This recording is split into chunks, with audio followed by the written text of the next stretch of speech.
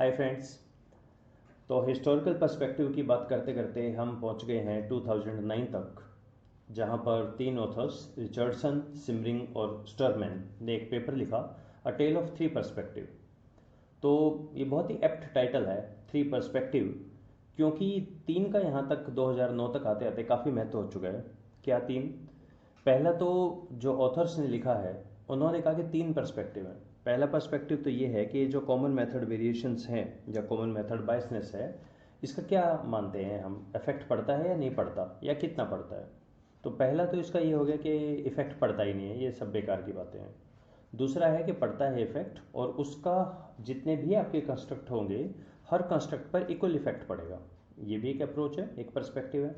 और तीसरा है कि इफेक्ट पड़ता है और तीनों पे इक्वल नहीं भी पड़ता है, मतलब हो सकता है डीवी पे ज़्यादा हो, आईडीवी पे कम हो। इस चीज़ को बोलते हैं कॉन्जेनरिक। अगर इक्वल इफेक्ट नहीं पड़ता, इक्वल पड़ता है मतलब नॉन कॉन्जेनरिक, और पहला है इफेक्ट पड़ता ही नहीं है। अब यहाँ तक आते आते 2009 तक क्या हो चुका था, बहुत सारी अप्रोचेज हो चुकी थी। उसमें से तीन अप्रोच बहुत ही फेमस थी। एक अप्रोच थी कोरिलेशन मार्कर अप्रोच, जो कि लिंडल और विटनी की थी 2001 की। हालांकि उन्होंने ये नाम नहीं रखा था, पर 2009 में रिचर्डसन एंड अदर्स ने ये नाम रख दिया उसका। सेकंड थी विलियम्स की approach, confirmatory factor analysis marker approach, CFA marker approach. Again उन्होंने भी ये नाम नहीं रखा था, रिचर्डसन एंड पार्टी ने उनका ये नाम रख दिया। और थर्ड था ULMC, unmeasured latent method construct approach, कि अनमेजर्ड है हमारा तो मार्कर वेरिएबल, हमें नहीं पता वो क्या चीज़ है, और उसका हर एक से एरो हर आइटम के ऊपर उसका लगा दीजिए। तो तीन अप्रोच बहुत ही पॉपुलर हो चुकी थी। तीन अलग तरह के पर्सपेक्टिव हैं, फ़र्क पड़ता है, इक्वल पड़ता है या नहीं पड़ता। और तीन पर्सन यहाँ तक बहुत ही फेमस हो चुके थे, और ये बहुत ही इंटरेस्टिंग है फ्रेंड्स। ये तीनों पर्सन ऑलमोस्ट 19 लेट 80s में इन्होंने शुरू किया, जिनमें से एक तो ऑब्वियसली पोडस्कोफ थे। 1985 में उन्होंने दिया था कि कैसे फर्स्ट फैक्टर को निकाल के ईएफए के फर्स्ट फैक्टर से आप एक तरीका दिया कि ऐसे कर सकते हैं, सोच सकते हैं, उसको पार्शियल आउट कर दीजिए। उसी के साथ तीन पर्सन कौन है पहले ये जान लीजिए। एक है पोडस्कोफ, एक है विलियम्स, इनका नाम मैं कई बार ले चुका हूँ, और एक तीसरे भी पर्सन है स्पेक्टर। स्पेक्टर स्पेक्टर जो है ये बहुत ही शानदार आदमी है। स्पेक्टर बोलते हैं ये कुछ भी नहीं होता, और ये जो भी आप बोलते हैं ना कॉमन मेथड बायसनेस, उन्होंने इसकी टर्म यूज़ की है अर्बन लीजेंड, कि सब बेकार की बातें हैं और ये कुछ भी नहीं होता, कोई फ़र्क नहीं पड़ता इसका। तो अब ये बहुत ही शानदार तीन पर्सन हैं, और इन्होंने बहुत आपस में एक दूसरे का काम को क्रिटिसाइज भी किया, वो भी बताया कहाँ गड़बड़ है। और कैन यू बिलीव इट, ये कब से काम कर रहे हैं। स्पेक्टर ने अपना जो एक पेपर लिखा था 1987 में, उन्होंने कहा देखो ये कुछ नहीं होता है। विलियम्स ने 1989 में काम किया, और स्पेक्टर के काम पे ही कहा कि देखो तुमने जो काम किया हुआ है इसके अंदर तो खुद ही कॉमन मेथड ऑफ वेरिएशंस है, और पोडस्कोफ तो बोल ही रहे थे। तो इन तीन का नाम बार बार आएगा। तो शुरू करते हैं ये पेपर। पेपर पब्लिश्ड है ऑर्गेनाइजेशन रिसर्च मेथड्स के अंदर, ए स्टार कैटेगरी का जर्नल है। और आपके लिए ये भी बहुत इंटरेस्टिंग रहेगा जानने का कि जो प्रोफेसर विलियम्स हैं, जिनका मैं बार बार बोल रहा हूँ इतने सारे पेपर्स हैं, वो इस जर्नल के फाउंडिंग एडिटर हैं। तो बहुत ही ए ग्रेड, ए स्टार का ये जर्नल है, बहुत ही कमाल का। और इसमें मैक्सिमम में आपको ऑर्गेनाइजेशन रिसर्च मेथड्स में इनका मिलेगा आपको जिक्र, कॉमन मेथड बायसनेस का। तो आइए एक बार इस पेपर को ही हम देखते हैं, फिर इसका एक बार कंक्लूजन देखते हैं। A tale of three perspective ResearchGate के ऊपर अवेलेबल है, रिक्वेस्ट फुल टेस्ट करके आप इसको देख सकते हैं। वैसे भी टेल ऑफ थ्री पर्सपेक्टिव ये बहुत ही फेमस पेपर है, आपको बाकी जगह भी मिल जाएगा ये। तो पेपर पे एक बार हम देखते हैं। पेपर में इन्होंने शुरू किया, तो ये तो सबसे पहले स्पेक्टर 2006 का बताया कि बहुत सारे लोग तो बोलते हैं कि ये कॉमन मेथड बायसनेस कुछ होता ही नहीं है। खैर, तीन अप्रोच पे काम कर रहे हैं। Correlation marker approach Lindell Whitney की, सीएफए मार्कर अप्रोच विलियम्स की, और unmeasured latent market method construct. इनके अंदर क्या सीएमबी होता भी है या नहीं, या कितने पेपर्स ने रिपोर्ट किया। तो इन्होंने कहा हमने यहाँ पे देखा एकेडमी ऑफ मैनेजमेंट जर्नल और जर्नल ऑफ अप्लाइड साइकोलॉजी 2007 के 41% मेंशन करते हैं कॉमन मेथड वेरिएशंस को। क्रॉस सेक्शनल स्टडीज़ की जितने पेपर्स थे उनमें से 44% ने कहा कि इसकी पॉसिबिलिटी है। सिंगल सोर्स वालों में 33.8 ने कहा, लॉन्गिट्यूडनल और मल्टी सोर्स में भी 36 और 47% रिस्पेक्टिवली कॉमन मेथड वेरिएशंस का जिक्र था। तो जो स्पेक्टर बोल रहे हैं कि ये कुछ नहीं होता, ऐसा तो खैर नहीं लग रहा क्योंकि मैक्सिमम रिपोर्ट कर रहे हैं। यहाँ ये भी एक इंटरेस्टिंग रहेगा कि पहला पर्सपेक्टिव है कि कोई कॉमन मेथड होता ही नहीं है वेरिएशंस। तो अब जो Richardson and other team members हैं, उन्होंने कहा हमने जून 2008 तक 260 पेपर पे काम किया।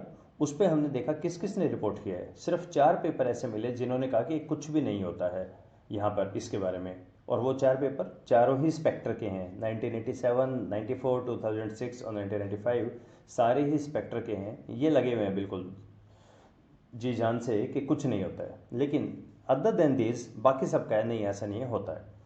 सो पहली तो अप्रोच, ये अप्रोच तो हो गई हमारी no common method variations perspective, ये तो स्पेक्टर का ही हो गया, ऐसा कुछ नहीं होता है। सेकंड है नॉन कॉन्जेनरिक। नॉन कॉन्जेनरिक दोबारा देखिए, इनके दो बिलीफ है। पहला, कॉमन मेथड वेरिएशंस होता है और हर एक पे इक्वल इफेक्ट है। इक्वल इफेक्ट का मतलब है कि जो भी आपका सोर्स है वो हर एक को इक्वली कॉन्टामिनेट करेगा। तो बड़ा सिंपल है, आप उसको नोट कर लीजिए, उसका स्क्वायर करें आर स्क्वायर और उसको सब में से सब्ट्रैक्ट कर दें क्योंकि इक्वल तो है ही वो। तो इनके दो बिलीफ हैं और ये जो अप्रोच है ये दी थी लिंडन और व्हाइटनी ने, कोरिलेशन मार्कर अप्रोच, इसका नाम रख दिया रिचर्डसन ने। और इन्होंने कहा कि अगर हम देखें कि इक्वल है या नहीं, 70% ऑफ द स्टडी, 70 स्टडी में से 26% ने कहा कि हाँ जी बिल्कुल फ़र्क पड़ता है। स्पेक्टर ने जो 1987 में कहा था कि कोई फ़र्क नहीं पड़ता, कुछ नहीं होता कॉमन मेथड वेरिएशंस, विलियम्स ने 1989 में उसी सेम स्टडीज़ पे काम किया और कहा कि 25% वेरिएशंस तो इसके अंदर भी है जिसकी आप बात कर रहे हो, और बाकी इन्होंने परसेंटेज दी है कि खूब सारे लोग यूज़ करते हैं और बहुत सारे बोलते हैं। लेकिन रिसेंटली, मतलब उतना ही रिसेंटली भी नहीं, विलियम्स ने, एंडरसन ने 1994 में एक कहा कि नेगेटिव इफेक्टिविटी जो है इसका हमें सब कंस्ट्रक्ट पे इक्वल नहीं मिला इफेक्ट। ये आपको याद हो, विलियम्स एंडरसन 1994 का जो बेसिक अप्रोच है जिस पे विलियम्स ने बाकी के और अपनी अप्रोच को सॉलिडिफाई किया, ये बेसिक अप्रोच 1994 का जो पेपर है इनका। तो इनका ये कहना था कि यार हमें तो नहीं मिला इक्वल हर कंस्ट्रक्ट के ऊपर। बाद में 2003 में हार्टमैन के साथ भी इन्होंने जो काम किया, रेफर्टी, ग्रिफिन, इनका भी, सबने कहा अनइक्वल मेथड इफेक्ट है। अनइक्वल मेथड इफेक्ट का मतलब हो गया जो भी आपका बायसिंग मेथड है, सोर्स है, कुछ भी, उसका हर एक के ऊपर इक्वल इफेक्ट नहीं पड़ता है। और यही चीज़ बाद में काफ़ी चीज़ों में मिली। बकले ने भी यही कहा कि 41% देखिए इनका जो इफेक्ट पड़ता है, एटीट्यूड मेजरमेंट पे 41% है, पर्सनैलिटी पे 25% है, अचीवमेंट मेजर्स एक्सेट्रा 23% फर्क पड़ता है परफॉर्मेंस पे। सेम नहीं है इसका amount of common method variation, depend करता है आपका टाइप ऑफ मेजर क्या है, हर एक पे सेम नहीं है। तो ये भी एक अप्रोच है कि अलग अलग है। अब जो ऑथर्स हैं रॉबिन, रिचर्डसन एक्सेट्रा, इन्होंने 3 पे काम किया, कोरिलेशन मार्कर अप्रोच को लिया है। कोरिलेशन मार्कर में अब यहाँ देखिए मार्कर को जो इन्होंने डिफाइन किया था लिंडल 2001 ने, इन्होंने कहा था कि ये होना चाहिए जो आपका थ्योरेटिकली अनरिलेटेड हो। तो यानी इन्होंने 2 चीज़ दी थी लिंडल एंड व्हाइटनी ने मार्कर की। पहला तो ये मार्कर वेरिएबल वो वेरिएबल जो कि आपका सब्सटेंशियल वेरिएबल से रिलेटेड ना हो, वरना तो वही कॉन्टामिनेट कर देगा। और दूसरा, ये अप्रायरी हो तो ज़्यादा अच्छा है। ठीक है, ये 2 इन्होंने कहा था। हालांकि लिंडल और इन्होंने ही कहा कि अगर अप्रायरी नहीं है तो भी कोई दिक्कत नहीं है, काम चल जाएगा, हम देख सकते हैं। इन्होंने ये फार्मूला दिया था, ये फार्मूला है पार्शियल कोरिलेशन का। मैंने लास्ट वीडियो में सिर्फ ये बताया था एक फार्मूला है, ये फार्मूला है, इससे आप देख सकते हैं पार्शियल कोरिलेशन का, इसको करेक्ट कर सकते हैं। फिर इन्होंने आगे ये भी कहा कि अगर आपके पास अप्रायरी नहीं है कोई दिक्कत नहीं, तो भी आप क्या काम करें, जो भी आपके वेरिएबल्स हैं उनमें से सबसे छोटा देखिए कोरिलेशन कौन सा है, उसका स्क्वायर कर दीजिए और उसको सारे बाकी के स्ट्रक्चरल में उतना आर स्क्वायर आप सब्ट्रैक्ट कर दीजिए। मतलब ये हमारा, हमने मान लिया कि ये है हमारा कॉमन मेथड बायसनेस की वजह से। ठीक है, सो अब इनका, रिचर्डसन का कहना है नहीं, हम इस पर थोड़ा सा और ऐड करते हैं। सो वी रेफर कि इसमें एक चीज़ और, इसको ये आइडल मार्कर बोलते हैं। तो रिचर्डसन एंड अदर ऑथर्स ने 2009 में एक नई डेफिनेशन दे दी, मार्कर में आइडियल मार्कर जोड़ दिया।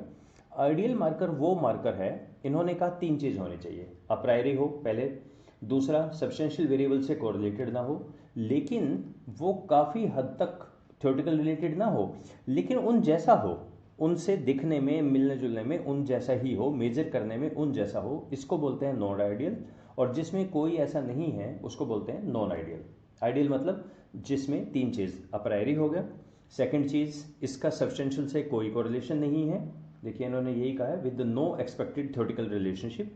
और थर्ड हो गया है दिखने में, स्केल में, अगर परसेप्शन मेजर किया, परसेप्शन हो एग्जैक्टली वैसा ही हो, तभी तो उसके ऊपर इफेक्ट आएगा मार्कर के ऊपर। और अगर आप कहें कि नहीं इसका एक्सपेक्टेड थ्योरेटिकल रिलेशन नहीं है इसका या कुछ भी, तो इसको नॉन आइडियल बोलते हैं ये मार्कर। ओके, और क्या किया इन्होंने, ये कह रहे हैं many authors appear to use post hoc markers and majority of the techniques are the biasing. ये तो पोस्ट हॉक को बिल्कुल ही कंडेम करते हैं कि नहीं, पोस्ट हॉक तो यूज़ नहीं करनी चाहिए। फिर CFA मार्कर के बारे में इन्होंने बताया। CFA मार्कर में इन्होंने दिया है, CFA मार्कर ये मान के चलता है कि शेयर्ड वेरिएंस जो है मार्कर और अदर वेरिएबल में, इसको हम मानते हैं कि ये हैं कॉमन मेथड वेरिएशन की वजह से। देखिए कोरिलेशन मार्कर में एक सबसे बड़ा लिमिटेशन ये था कि कोई स्टैटिस्टिकल टेस्ट तो आप लगा नहीं रहे, आप तो सिंपल ऐसे ही कह रहे हैं कि एक जो सबसे छोटा R स्क्वायर है उसको सब्ट्रैक्ट कर दो, तो कोई टेस्ट तो नहीं लगाया ना आपने। तो CFA में इन्होंने कहा नहीं, हमारे पास एक टेस्ट है। हम क्या करते हैं, हम जो भी शेयर्ड वेरिएंस है मार्कर और अदर वेरिएबल में, उसको हम मानते हैं कि ये हमारा कॉमन मेथड वेरिएशंस की वजह से है। और क्या करेंगे, एक बारी तो उसके प्रेजेंस में, एक बार उसकी एब्सेंस में, दो मॉडल को हम चेक करेंगे आपस में, मॉडल फिट चेक करेंगे। यानी एक बार तो जो बेसिक है उसको चेक कर लीजिए, एक बार आपका जो मार्कर है उससे हर एक स्टेटमेंट को कनेक्ट करें, उसका भी मॉडल फिट चेक करें, और दोनों के अंदर देखिए डिफरेंस है या नहीं है।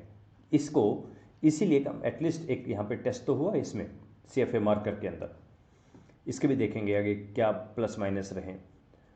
फर्दर इन्होंने ये कहा कि ये स्टडी भी, हालांकि काफ़ी टाइम हो गया इसको भी चलते, लेकिन बहुत ही कम, सिर्फ 4 लोगों ने इसको यूज़ किया है, बाकियों ने नहीं यूज़ किया। हर कोई 2009 तक, हर कोई से मतलब मैक्सिमम या तो हार्मन वाले फैक्टर को यूज़ कर रहे थे या कोरिलेशन मार्कर को यूज़ कर रहे थे, क्योंकि वो ज़्यादा ईजी है। इस पे लोगों ने कम काम किया।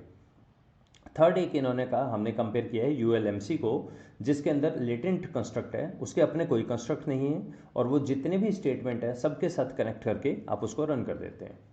अब हम फाइनली आ जाते हैं कंक्लूजन पे। इन्होंने हाइपोथेसिस दी है, ये इन्होंने डिस्कस किया है 3 सिनेरियो। कोई कॉमन मेथड वेरिएशन नहीं है, नॉन कॉन्जेनिक है, इक्वल इफेक्ट, कॉन्जेनिक है, अनइक्वल इफेक्ट, आइडियल मार्कर है या आइडियल मार्कर नहीं है। इन सब के अंदर इन्होंने अलग अलग हाइपोथेसिस बनाई। बहुत लंबा पेपर है, तो मैं सीधा आ जाता हूँ कंक्लूजन पे। ओके, कंक्लूजन डिस्कशन इनका पढ़ते हैं। देखिए सबसे पहले तो ये देखिए, ULMC जो अप्रोच है वो हमारी आइडेंटिफाई करती है common method variation 41% of the time, correlation marker 69% of the time, और CFA मार्कर जो है that is 73% of the time. और CFA मार्कर के साथ अगर आप ले लेते हैं ideal marker CFA marker approach में, तो 84% ऑफ द टाइम यूज करता है। फर्दर सिर्फ CFA मार्कर टेक्निक ऐसी है, only one, highly unlikely to detect CMV when it is truly was not present. ये उल्टा हो गया, प्रेजेंट है बताना अच्छी बात है, अगर नहीं हो तो ये बताना कि नहीं प्रेजेंट है, उसमें CFA मार्कर टेक्निक ही यूजफुल थी। तो एडवाइस टू ऑथर में इससे स्पष्ट और क्या लिखेंगे, we do not recommend using correlation marker or the ULMC approach, ये तो स्ट्रांगली रिजेक्टेड हैं। और फ्रेंड्स इस पेपर के बाद ऑलमोस्ट ये हो गया कि अगर आप हार्मन फैक्टर की तरह, अगर अब आप आज कोरिलेशन मार्कर अप्रोच यूज करते हैं या ULMC, ये काफ़ी एस्टेब्लिश हो चुका है कि ये तो बिल्कुल ठीक नहीं है। ओके, सो ये जो 2009 का पेपर है ना रिचर्डसन का, ये एक तरह का मतलब something like before this and after this क्या कॉमन मेथड बायसनेस के एरिया में हुआ है। फर्दर ये आपके लिए शॉकिंग होगा, we do not recommend using CFA marker for the purpose of corrected correlation, वो भी नहीं है इससे। इन्होंने कहा CFA मार्कर भी ठीक है, उनसे ठीक है, लेकिन इससे भी कि आपके करेक्टेड कोरिलेशन आए, नहीं, बिल्कुल भी नहीं। And we do not recommend it for the detecting bias, वो भी नहीं कर रही है, ठीक है, ये भी इसके लिए नहीं है। लेकिन फिर भी इन्होंने कहा चलो CFA को आप यूज़ कर सकते हैं as a means for providing evidence of presence है या नहीं है, इसके लिए तो ठीक है, लेकिन अदर देन इसके लिए कोई खास नहीं फर्क पड़ेगा। और इस पे भी इन्होंने कहा कि आपको स्ट्रांगली एडवाइस किया जाता है अप्रायरी पे ही काम करें, पोस्ट हॉक तो आप भूल जाइए, अप्रायरी पे ही काम करें और केयरफुली चोजन मार्कर पे ही काम करें, ये इन्होंने बहुत ही क्लियरली लिख दिया है। हालांकि ये पोस्ट हॉक के बारे में तो ये बोलते हैं we can not recommend any of the post hoc technique, ये बिल्कुल भी ठीक नहीं है और इसमें बायस रहता है। तो हमेशा आप यूज करें अप्रायरी मेथड और विद द अप्रोप्रिएट मार्कर जो आप पहले से चेक करें। फिर कुछ रिव्यूअर्स के लिए बताया है इन्होंने। So let's come back. So basically conclude करते हैं एक बार इसको। तो इन्होंने a tale of three perspective में तीन चीज़ों के बारे में बात की, ULMC, correlational marker, CFA marker approach. Second, ideal marker क्या होता है, अप्रायरी हो, पहले से हो, थ्योरेटिकली अनरिलेटेड हो, ये आपको दिखाना पड़ेगा कि क्यों लगता है। अब देखिए, जब सिर्फ ये दो अप्रोच थे ना, प्रायरी चोजन अप्रायरी और थ्योरेटिकल अनरिलेटेड, ये तो लिंडल ने दी थी दोनों 2001 में। तो पोडस्कोफ ने 2003 में एक बहुत ही शानदार एक चीज़ बोली अपने पेपर में। उन्होंने कहा यार अगर सिर्फ ये दो ही बात हैं तो मैं एक काम करता हूँ, मैं अपने क्वेश्चनर में जो कि लीडरशिप, ऑर्गेनाइजेशन, क्लाइमेट और ऐसा है, मैं उनसे पूछ लेता हूँ आपका शू का साइज़ क्या है, ठीक है, your self reported shoe size. अब देखो दोनों ही अप्रायरी भी है और थ्योरेटिकली अनरिलेटेड भी है। मेरे शू साइज का या किसी पर्सन के शू साइज का आपके ऑर्गेनाइजेशन, कल्चर, लीडरशिप, इनसे क्या लेना देना। तो दोनों अगर मैं इस तरह का वेरिएबल लूँ तो मार्कर तो हो गया। तो इसीलिए वो बोले नहीं यार ये तो कुछ बात नहीं बन रही। इसीलिए रिचर्डसन ने 2009 में कहा नहीं नहीं ऐसे नहीं होगा, अप्रायरी हो, थ्योरेटिकली अनरिलेटेड हो, सिमिलर भी हो, और प्लस अब आपके पास एक और भी चीज़ है जो सब्सिक्वेंट स्टडीज़ में आएगा। आप ये भी बताइए आपको क्यों लगता है कि आपका जो मार्कर वेरिएबल है वो कॉमन मेथड वेरिएशन से अफेक्ट भी होगा। देखिए जैसे जैसे ये कंसेप्ट डेवलप हो रहा है फ्रेंड्स, और नया और रिफाइन होता जा रहा है। तो अब मार्कर में अब हम चार, ये 2009 में दिया था रिचर्डसन ने, अप्रायरी हो, थ्योरेटिकली अनरिलेटेड हो और सिमिलर हो, ठीक है। तो सिमिलर किस वजह से, क्योंकि 2009 तक बहुत सारे लोगों ने कहा कि हमने तो आपका जेंडर मान लिया, जेंडर है मार्कर, जेंडर अप्रायरी भी है पहले से डिसाइड कर लिया और थ्योरेटिकली अनरिलेटेड है, या मैंने एज ले लिया। बहुत सारे तो डेमोग्राफिक को ही लेने लगे थे। तो इन्होंने कहा नहीं नहीं नहीं, आप similar in content and format, यानी अगर ये 5 पॉइंट पे है आप इसको भी 5 पॉइंट पे लीजिए, अगर वो सिमेंटिक डिफरेंशियल पे है आप इनको भी, मार्कर को भी सिमेंटिक डिफरेंशियल पे लीजिए, बिल्कुल content wise, format wise, theoretically जो आपका सब्सटेंशियल वेरिएबल है उनसे मिलता जुलता ही हो पर थ्योरेटिकली अनरिलेटेड हो। ये तीन आपको दिखाने पड़ेंगे आइडियल मार्कर में। ओके, ये तीन थे जो कि 2015 में आते आते मार्सिया ने 6 दे दिए, इसके 6 तरीके हो गए अभी आइडियल मार्कर के, 6 क्वालिफायर्स हैं। ओके, रिचर्डसन के काम पे आगे चलते हैं। रिचर्डसन ने कहा एक आइडियल मार्कर होता है, अप्रायरी होगा वो, similar to substantial variable in content and format और थ्योरेटिकली अनरिलेटेड होगा। तीन बता दिए आइडियल मार्कर के। नॉन आइडियल मार्कर के, अप्रायरी तो होगा लेकिन डिसिमिलर हो सकता है कंटेंट में, फॉर्मेट में शायद मिलता जुलता ना हो, रिगार्डलेस ऑफ थ्योरेटिकल रिलेशनशिप हो ना हो, जैसे respondent, age, gender, non ideal marker है क्योंकि अप्रायरी तो है ये। और ये भी दिखा सकते हैं आपके भी एज का मेरे वेरिएबल से कोई लेना देना नहीं, हो सकता है ना हो, लेकिन उस तरह का तो नहीं हुआ ना, सेम तो नहीं हुआ कंटेंट में, फॉर्मेट में, ये लिकट स्केल पे हैं, जेंडर तो बाइनरी है। ओके, सो आइडियल और नॉन आइडियल, ये पर्सपेक्टिव है जिन पे काम किया। और ये हमारे फाइनली 4 कंक्लूजन थे कि यूएलएमसी और कोरिलेशन तो बिल्कुल रिजेक्टेड हैं, सीएफए मार्कर टेक्निक वाली जो चीज़ है वो 73 और आइडियल मार्कर के साथ 84%। सो स्ट्रांगली रिकमेंडेड हमारी होगी सीएफए मार्कर टेक्निक 2009 के बाद। किसकी थी, विलियम्स की थी। तो विलियम्स ने कहा ओके, लेकिन इसके अंदर कई सारी कमियां भी रहेगी कि जो कोरिलेशन बता रहा है वो एग्जैक्ट नहीं बता रहा है, तो आप इसको यूज़ कर लो बस ये देखने के लिए कि भाई बायसनेस है या नहीं, अदरवाइज ये कोई खास नहीं बता रहा। तो विलियम्स ने कहा okay let me just correct it, और विलियम्स ने फिर 2010 में विलियम्स, हार्टमैन और फ्लेविया ने एक फिर अपना पेपर लिखा, कॉम्प्रीहेंसिव सीएफए मार्कर टेक्निक, जिसमें सारा ही डायनेमिक्स चेंज करके 3 फेज की एक प्रोसेस बनाई और बिल्कुल रिफाइन कर दी नए सिरे से। इसको हम डिस्कस करते हैं नेक्स्ट वीडियो में। So let's stop here, thank you.